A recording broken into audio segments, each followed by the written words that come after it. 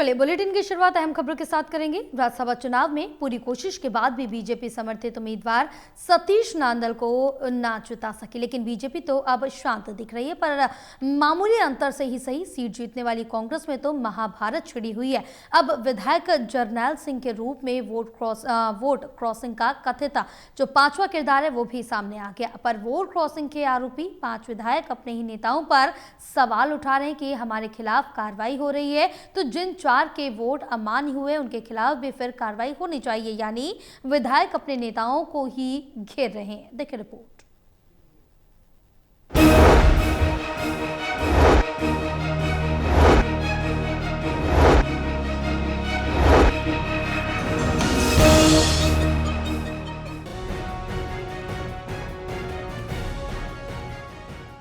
राज्यसभा चुनाव में अपने समर्थित निर्दलीय उम्मीदवार सतीश नांदल के मामूली अंतर से चुनाव हारने के बाद बीजेपी तो शांत दिख रही है, पर ये सीट मामूली अंतर से जीतने वाली कांग्रेस में महाभारत जैसे हालात हैं।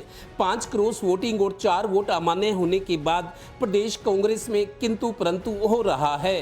पार्टी में 5 क्रॉस वोटिंग वाले दागी ठहराए गए विधायक बार बार कह रहे हैं हमने ये नहीं किया। अब तो वोट क्रॉसिंग वाले 5वें विधायक जरनैल सिंह को भी कारण बताओ नोटिस जारी किया गया है। जरनैल सिंह का जवाब सुनने लायक है। मेरी 20 साल की नेता के प्रति निष्ठा का क्या यही फल है? सुन के बहुत दुख होया है और 5वां नाम मेरा पार्टी द्वारा लिया गया हैगा।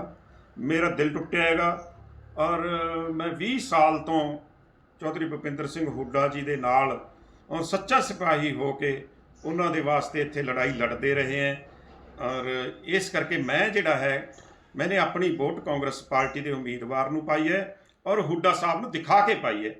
इधर जिन 5 वोट क्रॉसिंग के आरोपी विधायकों को नोटिस दिए गए हैं वो एक एक करके अपने नेताओं से सवाल कर रहे हैं, अगर हमारे खिलाफ कार्रवाई करोगे तो जिनके 4 के वोट अमान्य हुए हैं उनके खिलाफ भी कार्रवाई होनी चाहिए। ये तो भेदभाव है।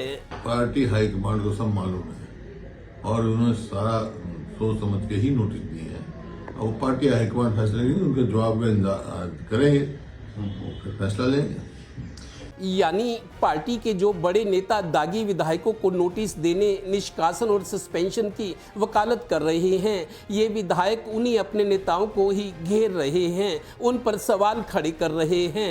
कार्रवाई हो तो सभी पर हो।